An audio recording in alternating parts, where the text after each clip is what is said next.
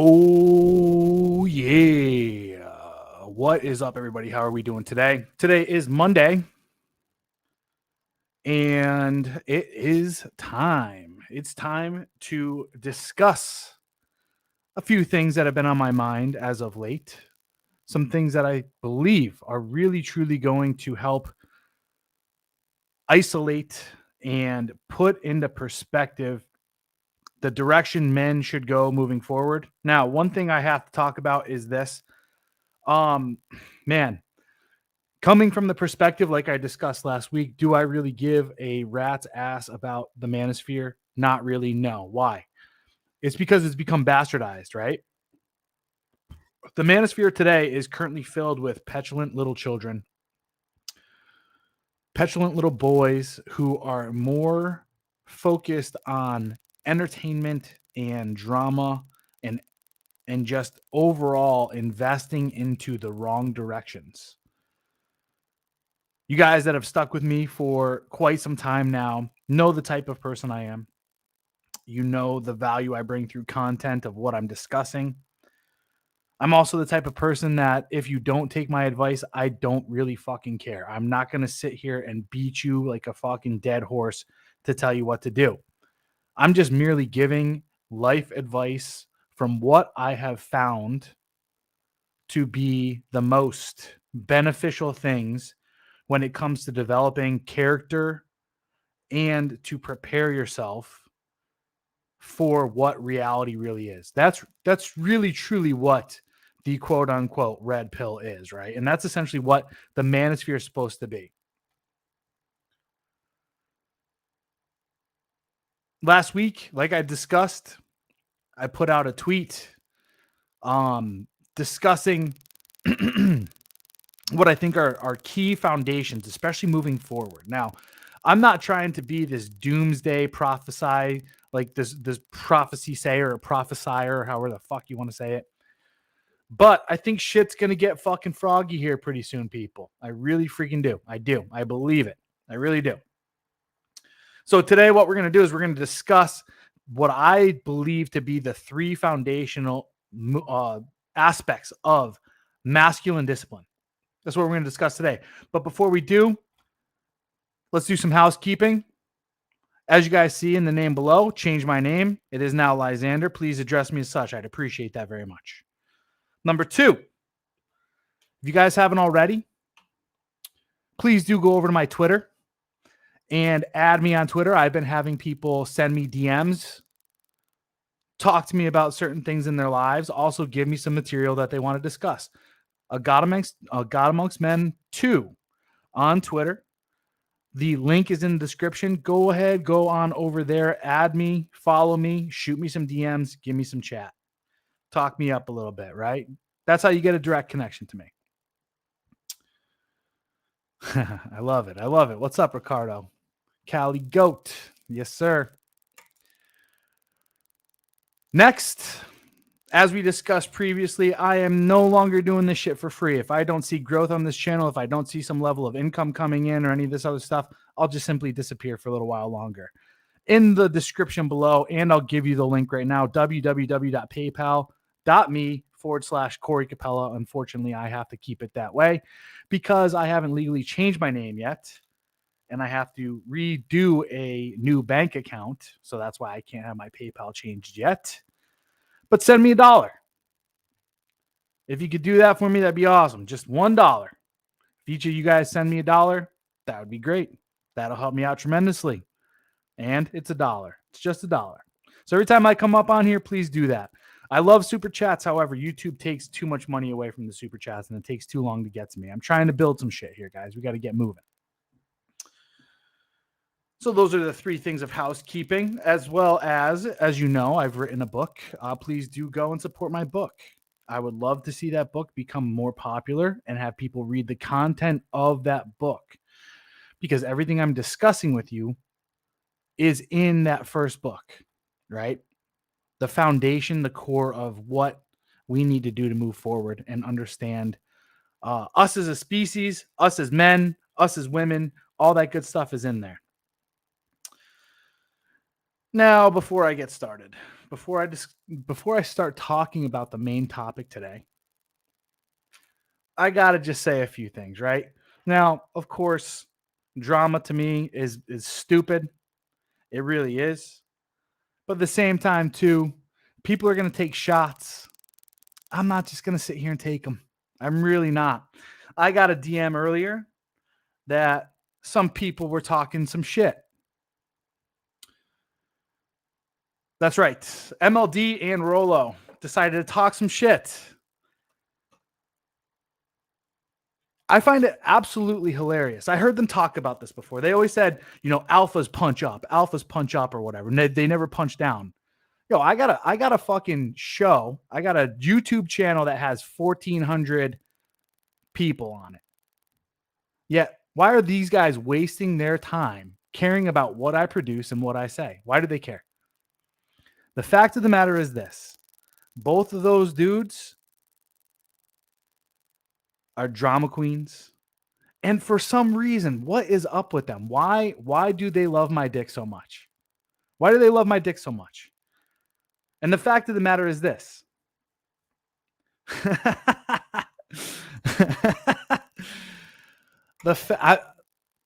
Don't get me wrong. I am not worried about it. But here's what it really comes down to is what is up with their obsession with me, right? Why do they feel the need to even say anything about me? Why was it that before I was no longer allowed to come up on the show? And the fact of the matter is, both these girls, they know who daddy is. They know who daddy is, right?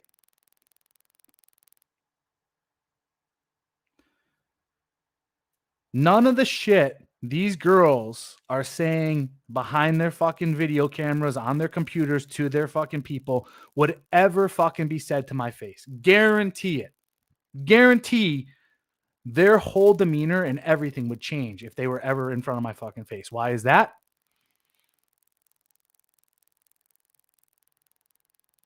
Because just like what we see happening with Myron, these men don't fight. They don't know how to fight. They're scared of violence. That's why they would never, ever, ever say any of this shit to my face. John, who called me a narcissist for some fucking stupid reason. What a fucking dumb jab. Like, come on. You could have attacked so many better things, bro. But you called me a like, who cares? Who cares anyway? But the fact of the matter is this. John named me the most terrifying man in the manosphere before because he's seen me live. He's seen me in action. He knows who I am, right? I know I shouldn't be wasting my fucking time on some dude who looks like a fucking marshmallow and needs to get liposuction and then preaches to men about fucking discipline and all that other shit. Nor should I care about a fucking dude whose style is still trapped in the fucking early 2000s wearing Affliction all the time and grew his hair out so now he looks like fucking Garth from Wayne's World. Like, give me a break. Not to mention this dude sold out the manosphere trying to bang fucking, what was her name? Nellie Bowles. Sold out fucking the dude conference at 21 Con because he was trying to get a little piece of action. Dude's got no game. Dude can sit here and write about game all day long, talk all this shit, but dresses like a fucking loser and looks like fucking Garth from Wayne's World and Wayne's World 2. Like, get out of here, bro. Get out of here. Your first book was great. Thank you for codifying certain things, but as a fucking professional, as someone in this space, you don't have any experience. Your personal actions do not live up to your reputation. And this is again why they got to this is why they got to attack me. And this is the reason why I wasn't any longer to be on their show. They're going to sit here and say, "Oh, he said this and you did this and you whined and tried to get." No. I proposed a business proposition, you motherfuckers. And you didn't react well. Like a bunch of scared little girls. That's why you didn't want me on your shit anymore. You knew I was gaining a popularity. You were intimidated by what I had to bring to the table. All that good shit. Doesn't matter. Glad I'm on my own now. But either way, what it comes down to is, Rolo, you know for a fact, and you know what? You're a geriatric fuck. So I'm not going to sit here and threaten violence against you. I would fucking break your goddamn hip, right? That's real. Like, you talk all this shit and you act like such a fucking big dude, but the reality is you're not, right? John, you're like a redheaded stepchild. When it comes to it, I would just fucking lock you in the basement and feed you fucking scraps. You probably need it anyway. You need to learn how to fucking diet. Anyway, I digress a little bit. Had to throw that out there. The fact of the matter is they don't stack up. That's why the attacks are coming down at me. Plain and simple. With that said, let's go and let's talk about the three foundational disciplines, right, of masculinity. I discussed that. I discussed the tweet that I mentioned earlier. The reason why I want to harp on this is not so much about the tweet, it's about the idea. It's about understanding how do we get that discipline in our lives, because the discipline is the key aspect. Because through the discipline comes certain skills that now veers off into other key areas of life that will help you to become successful in other key areas of life. Much like we talk about game, right? Why is game important? Game is important not just because it's like, and this is where a lot of guys are going wrong, right? They're teaching game thinking that the end mission, the end state of getting girls and having sex with them is really the key to it all. No, no, no, no, no. That's just the cherry on top. But game is there for you to learn soft skills, to learn discipline, to learn about rejection, right? And how to mold yourself in the best direction to make you a more well-rounded man. There's a reason I didn't put that in one of the key disciplines, though, right? Because I think there's a lot more things that men need to focus on. It's just like going back real quick. I know one of the key things that these dudes are going to say about me is they're going to say, oh, this dude doesn't have any money. I don't give a fuck about, like, don't get me wrong. I care about money. I really do. I really do. But I would much rather have the foundation I have right now and have learned the lessons I've learned right now in life through these disciplines, through building this foundation, and have money come in later.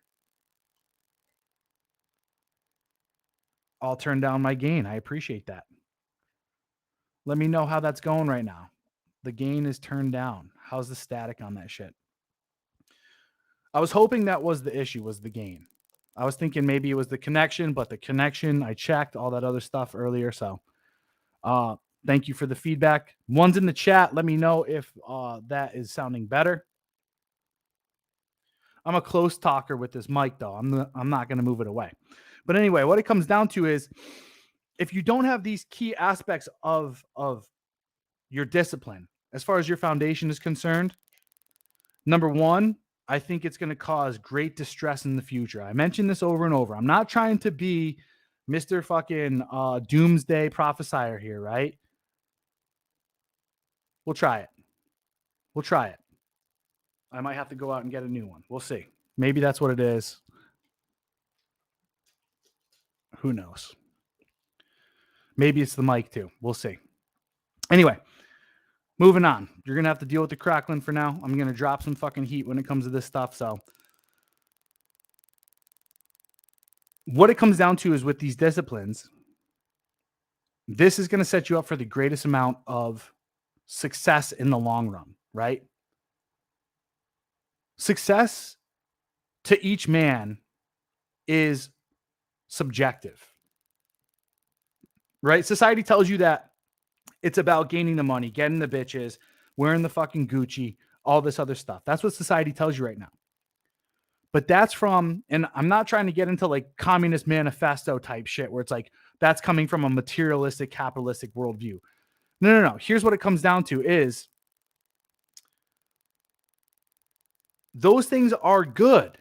Those things really are good when it is the sum of everything you've built earlier in your life. If it's the first thing you're chasing after, you're not going to develop the skills necessary to be able to handle adversity. Because I could tell you this from personal experience. I've failed numerous times. I've failed numerous times in life, right? When my gym failed, when I became completely fucking broke, like homeless for a little while, had to file fucking bankruptcy, I was lost. It was the first time in my life that I had really, really failed in my life. I had literally just sunk $275,000 into my business of my own money, and I lost it all. That was 9 years of saving and investing to have it all gone in fucking 2.5 years. Not only that, when that happened, I lost all my friends, all my social network, everything. I was a leper to these people, right? And I told you the story last week. I had to pick myself up at that point in time and tell myself to move on. Now, if it wasn't for having a background in certain key things in my life, at that point in time, actually, I had a bit of a background in fighting. At that point in time, lifting was still huge in my life. Fighting, I had done a good amount of fighting previous, right? And obviously combat in the military. And then shooting with my upbringing and in the military and so forth. Those are the three foundational things. But first today, what we're going to discuss is we're going to discuss lifting. Now, why is this the key one, right? Well, in my first book, Live Your Best Life in 30 Days, I talk about the 6 pillars. The 6 pillars are the physical, mental, emotional, spiritual, financial, and relational. And what I came to realize was those all build upon one another: the physical, mental, emotional, spiritual, financial, and relational. Physical is your foundation. It's your foundation for a variety of means, for a variety of reasons. The first one is it teaches you fast about adversity. The second is that when you invest wholeheartedly into the physical, you will see the fastest amount of gains in the shortest amount of time. You will see the physical culmination of your work and effort, which will then begin to do the snowball effect of launching you further down the road. Now, why lifting, right? And what are the main objectives of lifting? The main objectives of lifting should be aesthetics and strength. Those are the two main things that you should be going after when lifting. And I'm not talking, what I'm discussing here when it comes to lifting is lifting fucking weights. I'm not talking about working out. There's a reason why I didn't say working out and I said lifting. You need to do resistance training with fucking machines and with free weights, lifting weights. This is imperative. Your aesthetics, the way you look, the way your body is shaped is absolutely necessary. We live in a visual world. And it's not just that. The way that you are shaped and structured is the way that you are going to view yourself in the world. I'm telling you this from experience, right? The way you look is the way you feel. And everyone's goal should be to become as aesthetically appealing as possible. The second aspect of lifting is strength. Now, this is why I wanted to talk to you today about lifting as well, was because there's a balance between the two. As you guys can see, there are men out there that focus solely on strength. These are power lifters, right? I want to show you guys what the standard power lifter looks like.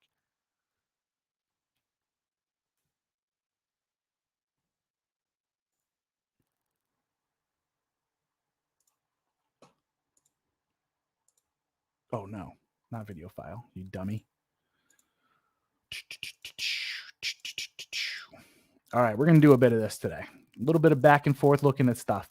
This is your standard power lifter. I'll pull up a clearer one. Not Paulo. This guy. Hopefully this pulls up. Yeah, this is your standard power lifter. This dude, all he does is lift 3 lifts, deadlift, squat, and bench press for 1 rep of maximal weight. Let me ask you, is this guy aesthetic? And the answer should be no, he's not. This guy is actually obese. He doesn't have muscle in the right spots. He does not have an optimal body. His longevity in life, his optimization of his human body is not there. He dedicated himself to a myopic goal, which is going to end up causing him issues in the future. Now, someone will sit there and they'll say, Lysander, why did you bring up optimization? And what does that have to do with it? Well, I wanted to implement optimization in for lifting as well. But I sat here and I debated with myself and I said, if you are lifting for aesthetics, you will naturally lean yourself more towards optimization because a bodybuilder is more optimal than this power lifter.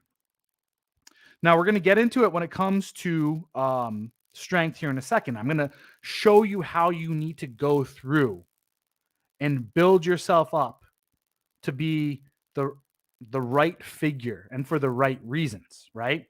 So again, going back to it, lifting weights should be for aesthetics and looking as good as possible, but also at the same time, maximizing strength. I hope that makes sense. So the goal should not be to become a huge roided out bodybuilder that has the most pristine looking figure or physique, right? Aesthetically, as well as your goal should not be to become that power lifter for life, right? You cannot become myopic, not in this new age that we're moving into, And I would even say in the world that we're seeing today with how the sexual marketplace is and how the world is forming, you cannot be myopic any longer. Shout out to Gregory Dixon for the $20 super chat. It's gains o'clock, you mother effers. Hell yeah. As well as to Philip Franklin with a $50 super chat. Thank you very much. People, both men and women, respect those who have put in the time and effort to build a good aesthetic because it represents time, effort, commitment, and discipline. He couldn't have said it any better. This is what I was alluding to earlier when it comes to understanding how lifting ties into other avenues. Why do we want to be as aesthetic as possible? Number one, it's for yourself. When you look good, you feel good. You have more mental clarity. You have more self-confidence. You go out into the world representing yourself a different way. Also, on another standpoint, when you're as aesthetic as possible, your body is an organism, right? We are a singular organism that has multiple organisms working within it. But when you're aesthetically balanced, you are at an equilibrium. What that also means is everything in your body will be running as smoothly as possible. That is the optimization piece that I'm talking about. Now, the next thing that I want to talk about is, as far as optimization is concerned, what I've learned is that when I'm focusing on bodybuilding and my aesthetics, my tendons, muscles, and ligaments are all connected in the right way to optimize my health and my movement. So that's why aesthetics is another huge aspect of this. We'll talk about this in a second. That could be part of your routine. Now let's talk about strength. The goal of lifting weights is not only to be aesthetic, it is also to be strong. Strength has a lot to do with levers, though, okay? It's not necessarily the muscle that does all the movement. It's your levers that push and move weight, which means, again, your tendons, ligaments, and muscles need to all be aligned and operating optimally for you to produce the most amount of strength. The reason why you see those power lifters and who they are, the way they're shaped that way, is because most of the time they actually have small levers to start off with, and that's why they're able to move tremendous amounts of weight. And then they just get super fat because they say they need all these calories to be able to move that weight, which is true. So moving forward with this, what would be the best way? Now, what I want to talk about here is this. Currently, the way things are in my life is I bodybuild and I do jujitsu and I fight a little bit as far as like Muay Thai and stuff like that is concerned. I can't do too much because I'm doing so much on the side. So I and we're going to get into this a little bit further. I periodize my entire year into what I invest in. Give me a second.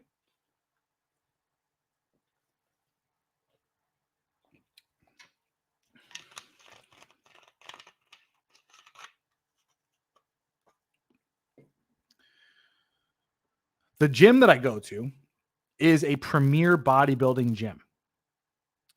Each place, so each one of the gyms that I go to, my jujitsu gym and my lifting gym that I go to, are both two of the most premier locations, not in just San Diego, but in the world. Well, let's say the United States. That way there I know for sure, but kind of the what's it called? Kind of the world, because we have a lot of people from Brazil, a lot of people coming from all over the world coming to San Diego to be in this fitness environment. Now, let me show you something really fast. And this is what we're going to get into here in a bit. And we'll talk about some periodization and some other things. The gym that I go to is called The Gym in San Diego. It's called The Gym. There's two guys that work out at my gym outside of a plethora of other men that work there. But one individual is Sergio Oliva Jr. His father, Sergio Oliva Sr., was Mr. Olympia. Sergio has competed at Mr. Olympia as well. And then another gentleman that works out at my gym. I work out around these guys nearly every day.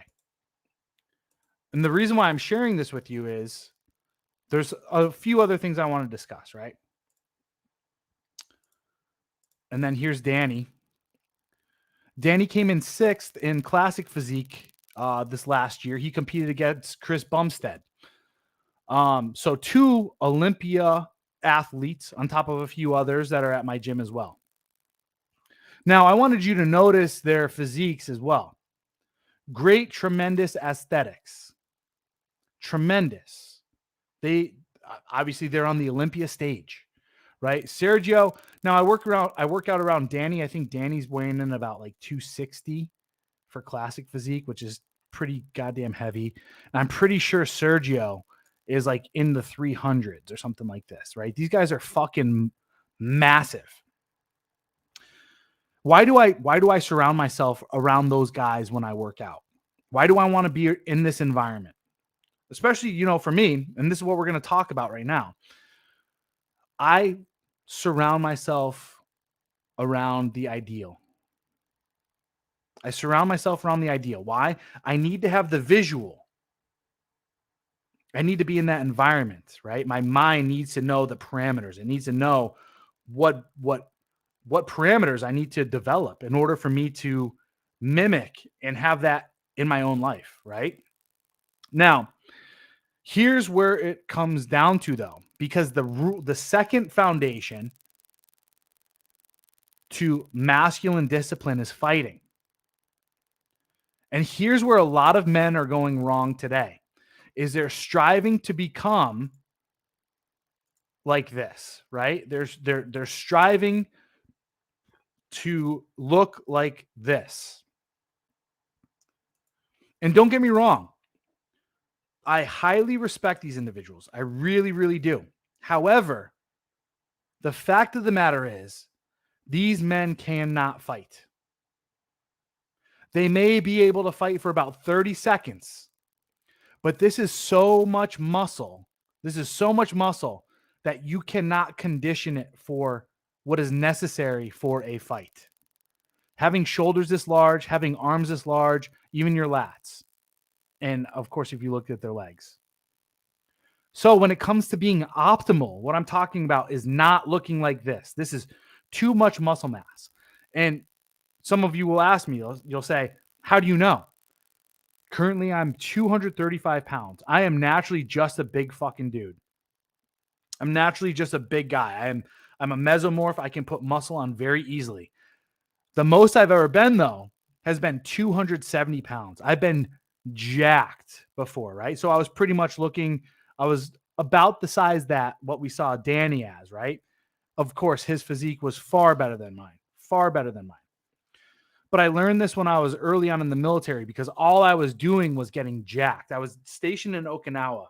I dedicated, I mean, I dedicated 2 specific years to just bodybuilding and lifting as much weight as possible. And I'll tell you guys a little bit more about my fitness history here in a second. Um, but that's too much. And this is where I'm seeing a lot of men go wrong today. And this is really why I wanted to do this podcast, is because I see a lot of guys going into the gym and I see a lot of guys putting on a shit ton of fucking mass and building a lot of muscle. But what is it for? And I could tell you from my experience and being around these people for now 20 years of my life that the large reason why people put on this much mass is because they don't want to fight. You see, there's a subconscious drive that men have to want to put on a mass amount of muscle. That subconscious drive is a means to say, well, I don't want to learn how to fight because that's going to be hard and it's going to be scary and there's a lot of unknowns. So if I just put on a lot of muscle, I'll be able to walk around and be scary and intimidating, which will then thwart off a large majority of people from starting a fight with me. Now, am I saying this is the only reason they do that? No. Behind every action, there's a plethora of motivators. But what I'm saying is, this is a key subconscious motivator as to why people put on this much muscle. And I hate to see it. I really do. Now, it's not to say that you shouldn't focus on this, which is what I'm going to lead into here in a second. But I believe that people need to periodize and go through different progressions throughout life. And we'll talk about how to set that up here in a little bit. But the fact of the matter is if you become myopic and you solely focus on bodybuilding and you start pushing a lot of fucking insulin and steroids and eating a tremendous amount of calories and you become this type of body, you're really doing yourself a disservice when it comes to really optimizing the lengths of what the human body was meant for, right?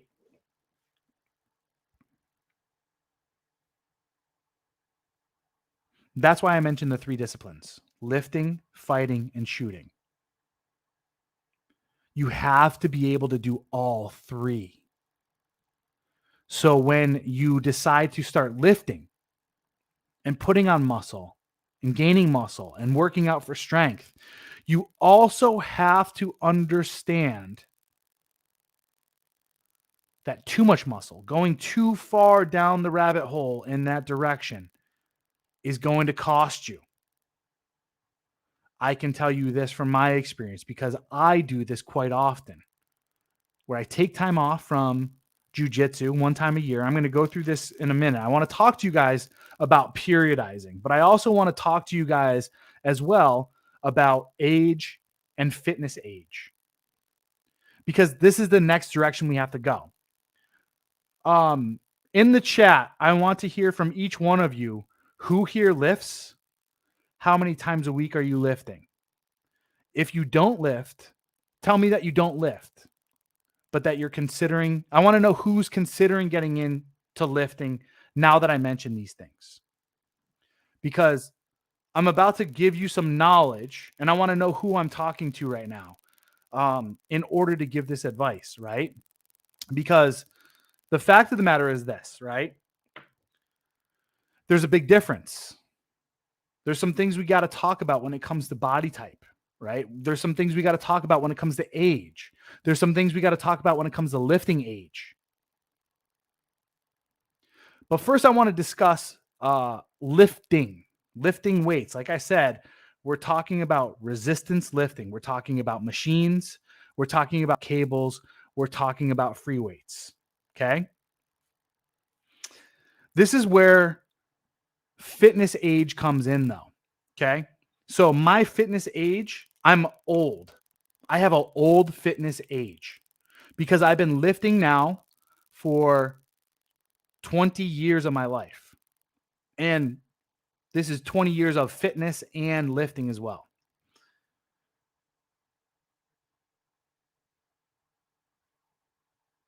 Good stuff. Well, you'll get into it. We'll discuss this more here in a little bit. I appreciate the feedback. So we also have age, though. I'm not necessarily old. I'm 36. I'll be 37 in February. But my lifting age is old. So now what we have to discuss is this moving forward. We have to discuss and we have to talk about if you're just getting into it or you're trying to go, if you're trying to move in the direction that I'm showing you. Let's start off with what the ideal is first, and then we'll get into age and then lifting age and give you an understanding. Then we're going to talk about diet real quick. In my opinion, the best physique to have is this physique right here. For those of you guys that don't know Paulo Costa, I think he has the best physique to be prepared for all things, right? World-class jiu-jitsu. Number 3, or actually, I think he's number 2. I don't remember where he dropped down to. Yeah, because I think that Israel Adesanya is he's the champ. Whitaker is number 1. Paulo Costa is number 2, I think, and then now we have Cannonier, or maybe he dropped out a little bit. Yeah, Rockhold is pretty nasty too. Rockhold's pretty nasty too. The only issue that we have is, Paulo Costa, he gets a little bit too big in the when he's off fighting, and his shoulders get really huge. And the problem with having really big shoulders is that when you're throwing that many punches, that muscle group specifically is what's going to fatigue very fast. Yeah, Tim Kennedy as well. He's up there too. I'll discuss a few things though when it comes to that, because there's different body types, right? But Paulo Costa, as we could see, this dude packs on muscle in the off season or when he's not fighting pretty quickly. Like, look at this fucking dude's bicep right here. He's a big boy.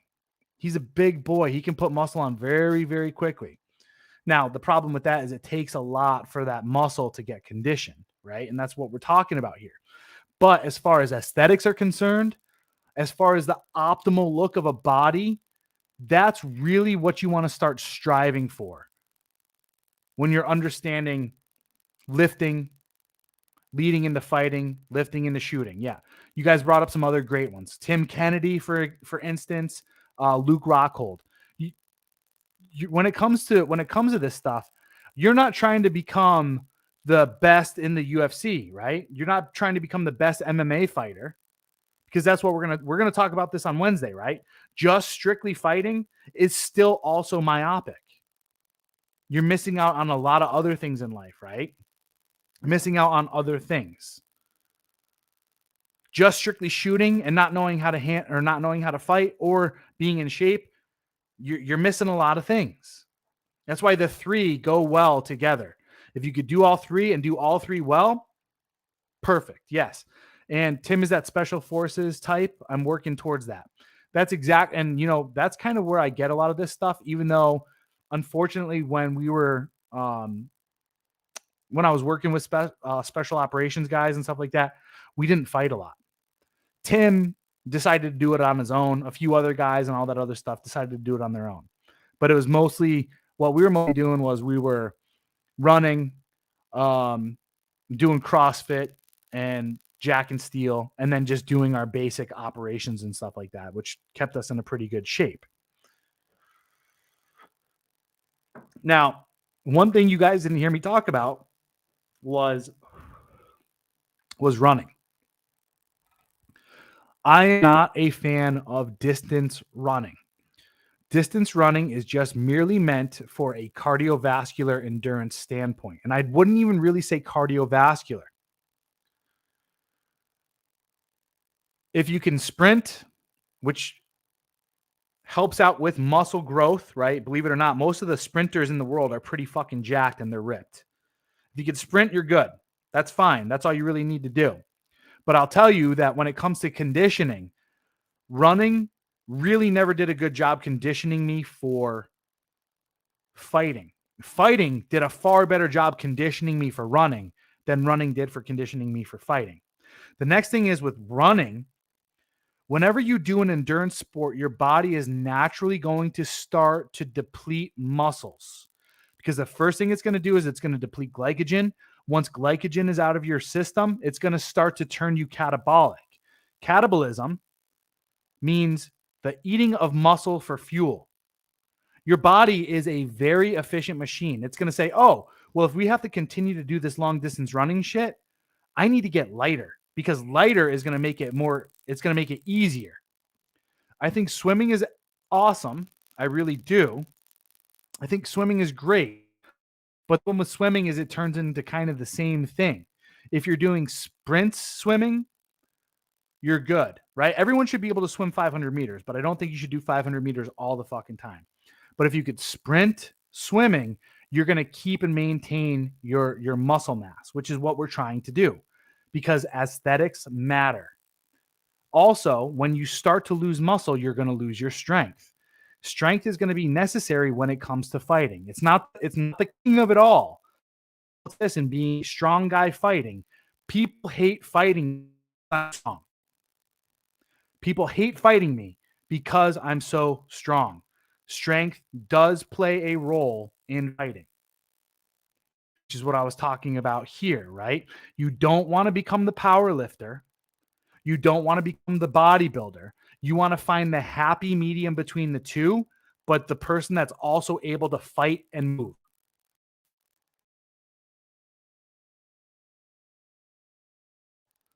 Shit. All right. We should be good now. I don't know what's going on with my internet. I'm hardwired in right now, too. So now let's get back to it. We're going to talk about lifting age and we're going to talk about actual age. Then afterwards, we're going to discuss body type and then we'll discuss a little bit of diet. Okay. If you're young,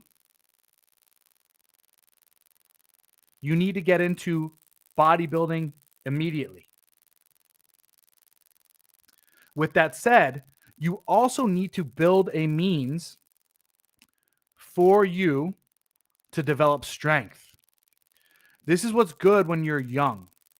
The reason why I say bodybuilding first is you need to learn form and technique, and you need to learn and teach your body how to build that connection between the muscles, ligaments, and tendons.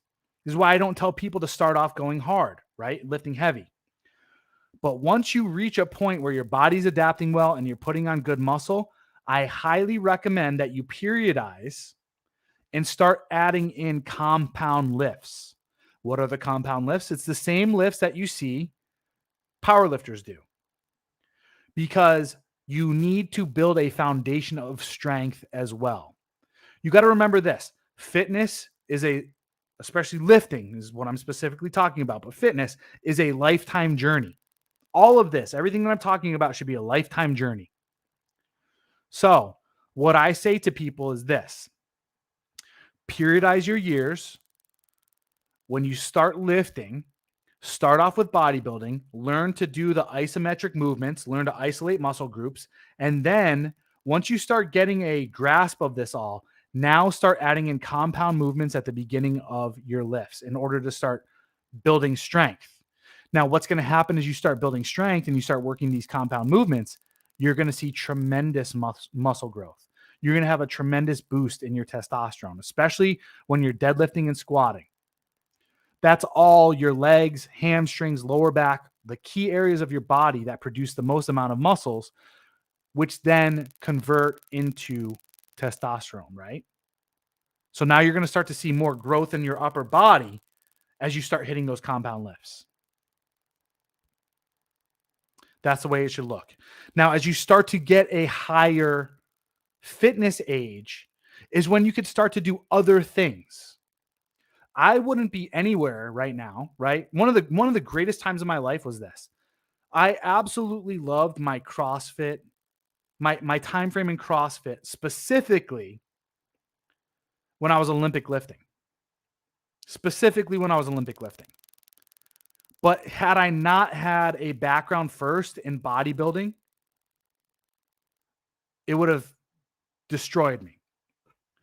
So if you're young, right, young in age, but then you've now increased your fitness age, right, your lifting age to around 4. Yeah, maybe that's what it is. I got too many fucking YouTube whatever's open. I'm gonna close them all out. Meh, meh.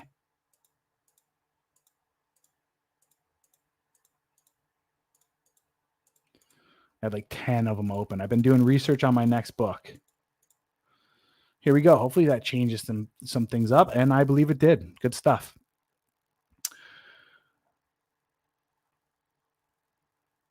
So, like I said, now you have a young age. Let's say you're 22, right? You started lifting at 18, like I did, right? And now you have 4 years as your lifting age, right? So that's pretty good. Like that's some pretty good knowledge that you've obtained, mentally and in your body.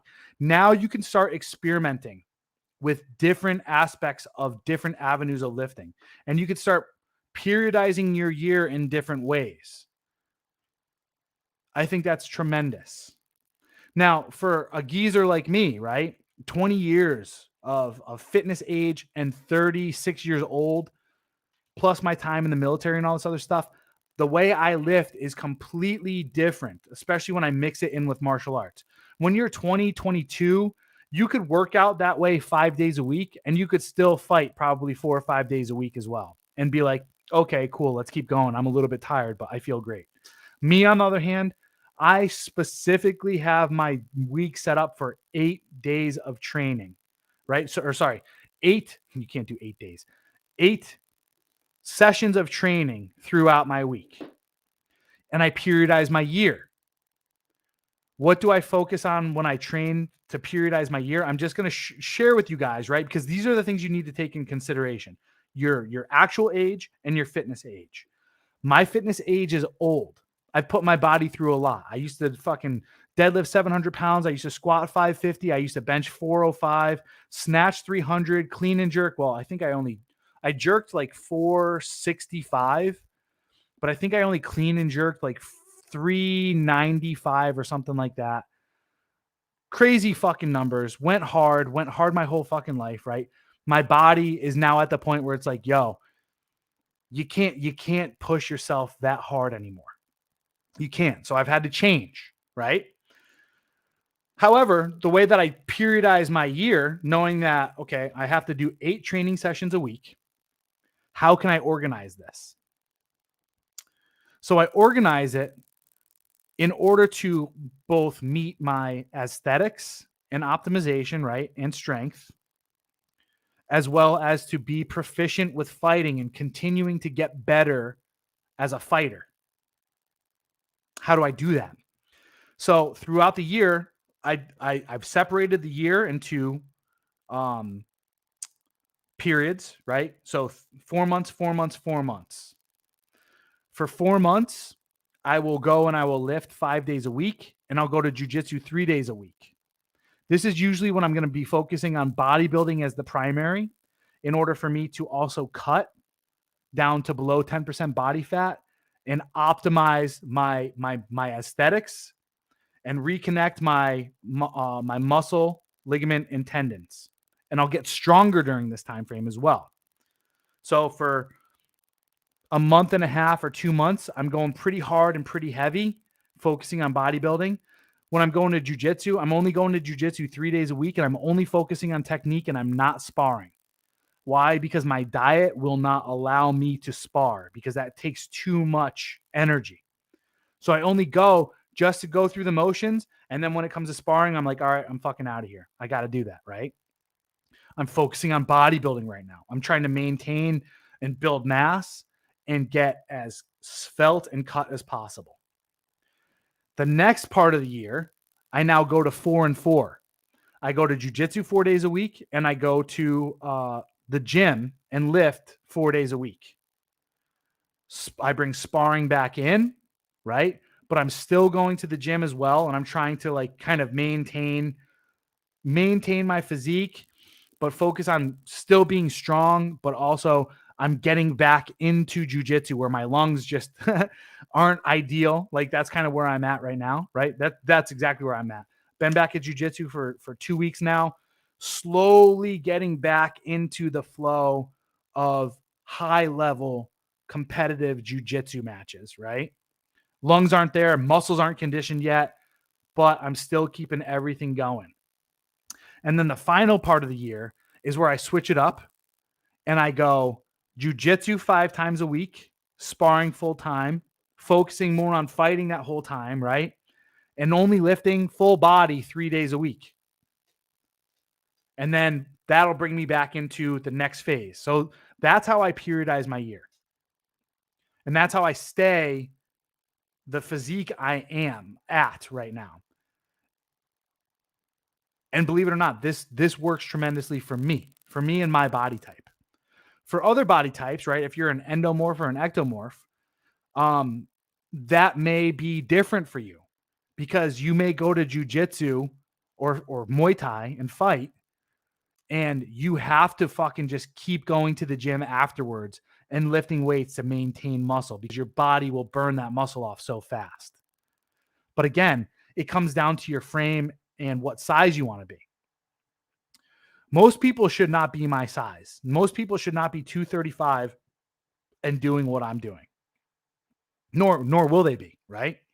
I think most people 185 to 190, if you could keep and maintain muscle and be able to fight and lift, fucking perfect. It's just that I'm just a big guy. I'm just like the fact of the matter is I'm just a big fucking dude, right?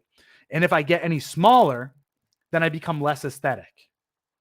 And what I mean for aesthetics, just to kind of go back and brush up on it, nice chest, nice full chest with round pectorals, nice traps, right? So that when you're standing there, right, you can fill out a shirt, nice shoulders, nice lats into a V-tapered tight waist, and then good glutes and quads.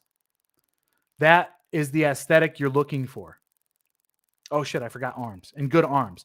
Arms to women are like tits to men. Women always look at a guy's arms first, even though, I think they kind of take in the whole perspective, shoulders and traps and all that other stuff too. But arms are a good thing to have. Now, when it comes to fighting, like 2 weeks ago, my fucking arms were jacked. My shoulders were way more jacked. I could see this in the last video that I did too when I was wearing the tank top. I was like, damn, my shoulders have already deflated. That's going to happen when you get back into fighting and you're sparring at high levels, right? You're going to start to flatten out. Your muscles are going to adapt and they're going to say, shit, we're too fucking big. We need too much oxygen. We need too many nutrients. Let's fucking shrivel up a little bit, right? But as long as you maintain, like, you're not going to, like when I'm doing the 4 and 4 right now, I'm not going to get as big as I was when I wasn't going to jiu-jitsu as much, but I'm going to maintain the figure. I'm going to maintain the muscle belly. I'm going to maintain some of the aesthetic, right? As well as keep the strength. All take into consideration. Now, one thing I want to talk about is someone who may be older in age, but young in fitness age. Let's say you have someone who's 48 or 50 that doesn't have a lot of years of lifting in their background. What do I recommend to them?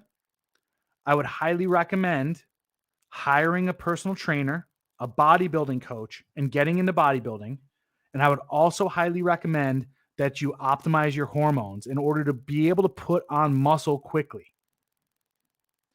Now, if you're younger, the thing that I'm starting to see is I'm seeing so many young guys in the gym today that are pumping steroids like crazy so that they could become the fucking next bodybuilding phenom on YouTube or on Instagram. And it's like, got to post this one up there. He's not a bodybuilder. Not a bodybuilder. I don't know what he is. He's just a skinny guy with decent enough genetics that thinks he knows what he's talking about. So if you're old in age, but young in fit living age, hire a trainer, optimize your hormones, get muscle mass on, get into that now, slowly work your way into martial arts. If you're young in age and you're into fitness now, I do not recommend you start messing with your hormones until you're fully developed. And that's going to be around 27 to 28. That's when you're hitting your old man strength, right? That's when your body is kind of set.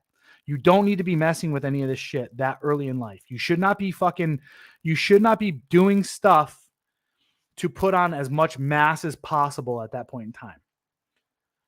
Now, outside of like creatine and protein and maybe like a few pro hormones and some other things like that, those are things that aren't really going to disrupt your hormones and all this other stuff. They may or may not, depending on which one you do. There's other things out there that you could take too that are not actually replacing hormones. I don't recommend you do that. Do not go into lifting with the goal of getting as yoked and huge as possible. I'm telling you, do not do that. Look for an optimal physique, like I discussed. Look for the Paulo Costa physique. Look at your body and say, what's the ideal physique for me? And shoot for that through lifting and fighting. Now, the last thing I want to discuss is body fat.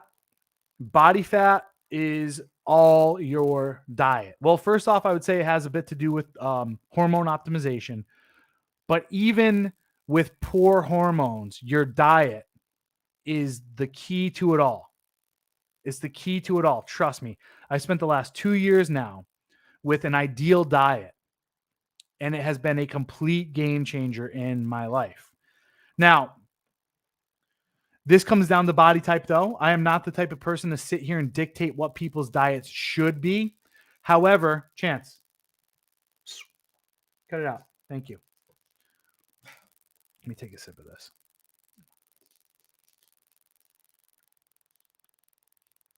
Oh, I got to drink fizzy drinks whenever I cut, man. That's where I'm at right now. So my diet, I'm a mesomorph for sure. What that means specifically too is I can gain muscle, but I gain muscle fast, but I also gain fat very, very fast. Very fast. I am naturally insulin resistant. If you guys aren't aware of what insulin resistant means, really what it comes down to is when I eat carbohydrates, my body has a propensity to store it rapidly instead of using it all the way, which if you don't understand what insulin is for, insulin is meant to take carbohydrates and store it as fat. So that's why that's why I gain fat easily. For me personally, especially for someone who is not at an optimal body fat level, if you're above, let's say 18% body fat, what I'm going to recommend to you is do what I do until you get to a place where your metabolism is able to burn fat faster. One diet is not always the solution, right? That's why I see a lot of people who are kind of retarded when it comes to just doing keto. A lot of people will do keto and then they'll hit a certain point where now they're at a specific weight and then they'll still keep doing keto. And it's like, no, you should not be doing that diet now because your metabolism has changed. For me, what I do is it's known as carb cycling. This has been the best for me thus far.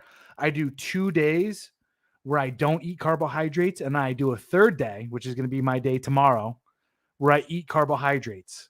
My diet is plain and simple, and it looks like this. On my no carb days, I am strictly only eating protein and fat.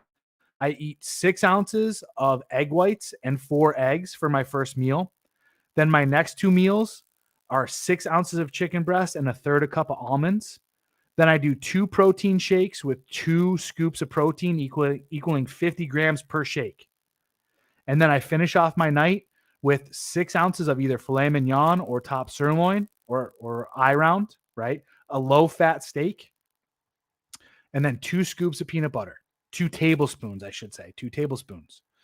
On my carb day, I eat 12 ounces of egg whites with a half a cup of uncooked oatmeal cook the oatmeal. Then after that, I have 6 ounces of tilapia with a cup of rice 2 times, a cup of rice and 6 ounces of chicken breast, 1 protein shake with 2 scoops, and then 6 ounces of top sirloin or eye round or filet mignon in the evening.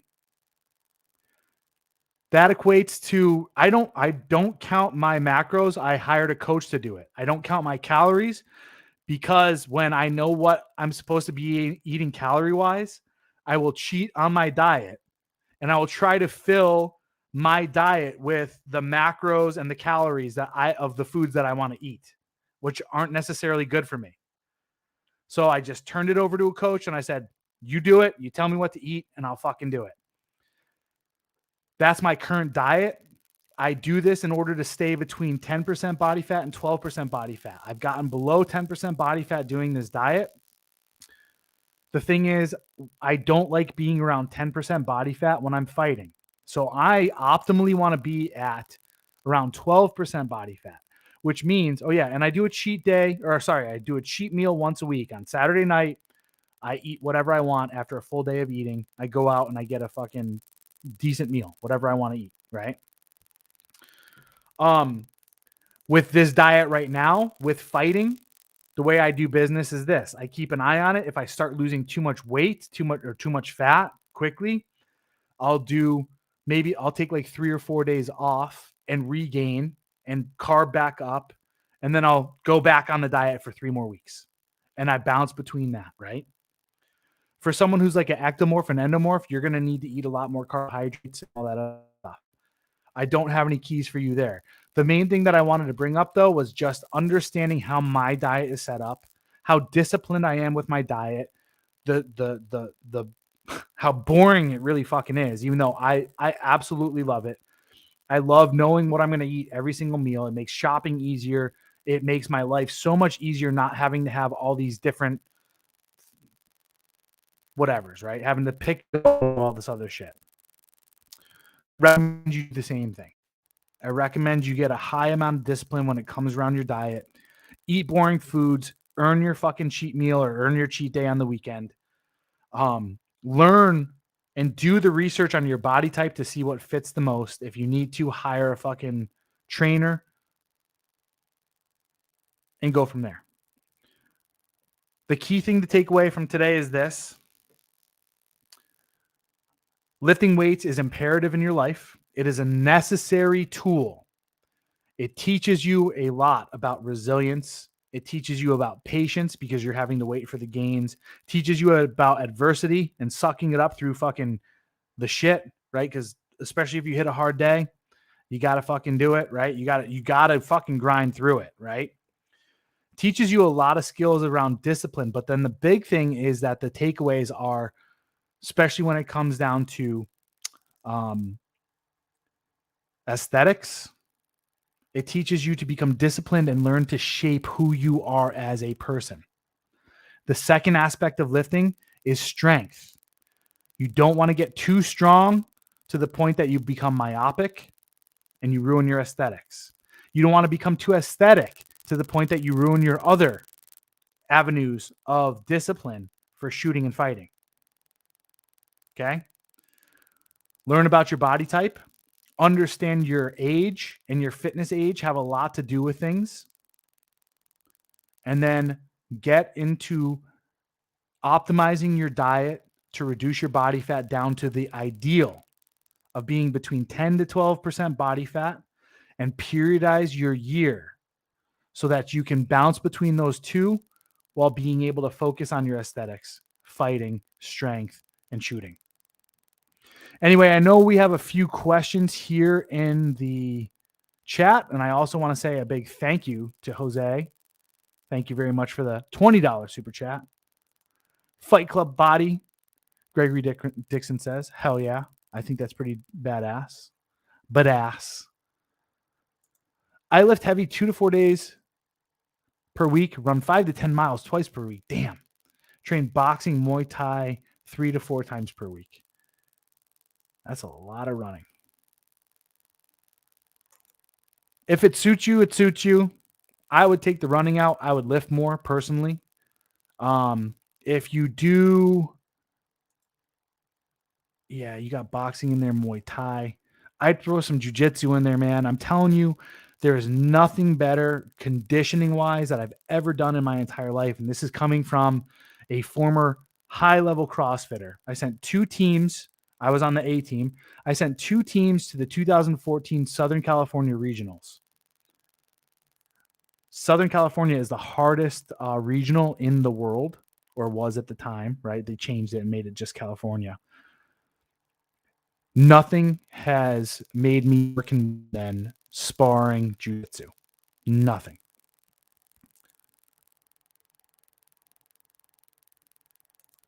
You remember you remember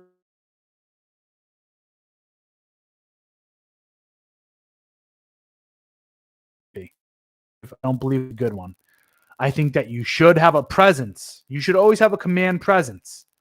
But people have taken it too far to the point that they're just gigantic masses of muscle that can't use their body the way it's intended to be used. So I appreciate your comment. Do do do do. How many calories do you think Sergio off season then probably drops down to like 3,000 in cutting? I mean, that's how he's big. He's a big boy. Big boy.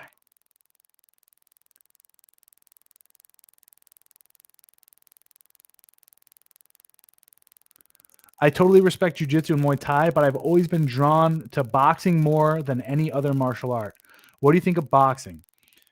This is how I would do business. I would start off with jiu-jitsu and Muay Thai.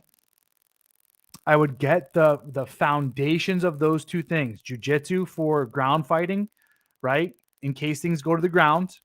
The other great thing about jiu-jitsu is that we have adapted now to implement wrestling and judo into our training. So jiu-jitsu is not really necessarily just jiu-jitsu and ground fighting. We're training takedowns. We're training pummeling. We're training double legs. We're training single legs. We're training all sorts of different things to be able to combat against wrestlers. Wrestlers don't. So for those that don't know this, I talk about jiu-jitsu being the best conditioning for anything. Wrestlers are the best conditioned athletes in the world besides maybe, well, I'll say they're the best conditioned athletes in the world. And then I think a second comes in as water polo. Believe it or not, that sounds crazy, but water polo players are fucking conditioned. Boxing, once you get a grasp of being able to use your legs and your arms and movement and angles and all these other things, because this is where boxing goes wrong, is what it teaches you is it teaches you a specific stance, and then it doesn't account for the full 360 times 360, meaning a spherical way of fighting. And it conditions you to think that you're safe from leg attacks, which isn't good. Now, if you get a base in Muay Thai and you get a base in Jiu-Jitsu and you want to clean up your punching game, go and hire like a boxing coach or go to a boxing gym. Because the cool thing is you're not going to forget your Muay Thai movements, but you're going to clean up your hands through boxing. Everything I talk about, if you guys don't understand, I talk about building from a foundation. What's the most optimal way to build from a foundation? That's essentially what I'm teaching you. So start off with jiu-jitsu, start off with Muay Thai. Then as you get better, go into the other areas where you can start to fine tune the weaknesses in your game.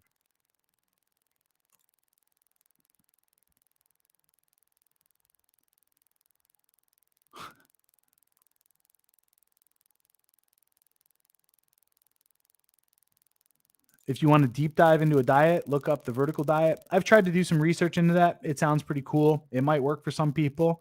Give it a try. Give it a try and give feedback. Give it a try and do a video on it. I don't drink alcohol. I stopped drinking alcohol a couple years ago. And it mainly has a lot to do with just my beliefs about about disassociating, right? And then two, actually the biggest reason why I stopped drinking, like that really slowed me down, was fitness. I started to notice as I turned 30 that whenever I drink, I'd have like a fog or a haze over myself. Like I could feel a fog or a haze over my thinking, right? My consciousness in a way, and my lifting for about 3 days after even having like maybe an IPA or two or something like that, right? And I was like, huh, I'm really having a tough time getting out of this malaise. I was like, it's drinking. So I quit drinking full out, full on. For those that drink, good on you. I don't think it's a good, I don't really, I don't believe in it. As crazy as that sounds, right?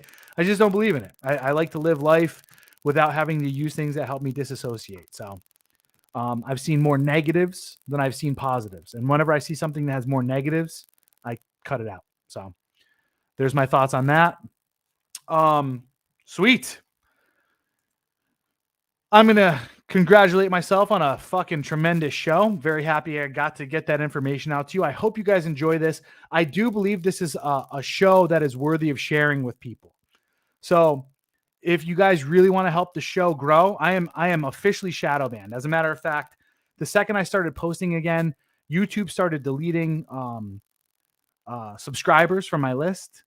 They are deleting comments from my comment section without me even knowing. And the fact of the matter is as well, no reefer either. I don't do anything that causes me to disassociate. I don't think weed is a good thing. It helped me out a lot in life. It really did. I saw and learned a lot of things, but I don't think it's for continual use. I don't think it's very good for anybody. Share this because, as I said, I'm shadow banned, which means this channel will not grow. I will not grow unless you guys share. So if you know anyone who's interested in lifting, fitness, understanding these 3 foundational disciplines of masculinity, click the link, share with friends, let them know. As a matter of fact, if you guys haven't already, also hit the like button as well. Please hit the like button. That'll help me out. But sharing will help more. In the description, you will see the first link for my PayPal. If you can, send $1. Click the link, send me $1. That'll help out fucking tremendously. I would deeply appreciate that. Send me $1 every time I come on. It's just $1.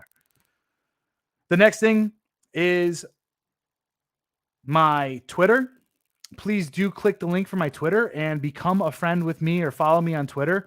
I would love to hear your opinions on other things. Thank you very much, Steve. I appreciate the $20. You're a great man. If you'd like to hear, so what happens is this, right? Sometimes some people will ask me a question on here and I just don't see it. Or like last week when I was finishing up, someone asked me a question that would have been a great question, but I was closing up and I was leaving. Add me on Twitter, send me those questions. I'll communicate directly to you. If it's worthy of a video, I'll do a video on that. Also, it helps me to come up with new material as well. If you just inbox me, DM me, say, hey man, I'd really love to hear your perspective on that. If that's not something you want to do, if you're anti, Silicon Valley, leave a comment after this, ask some questions, XYZ.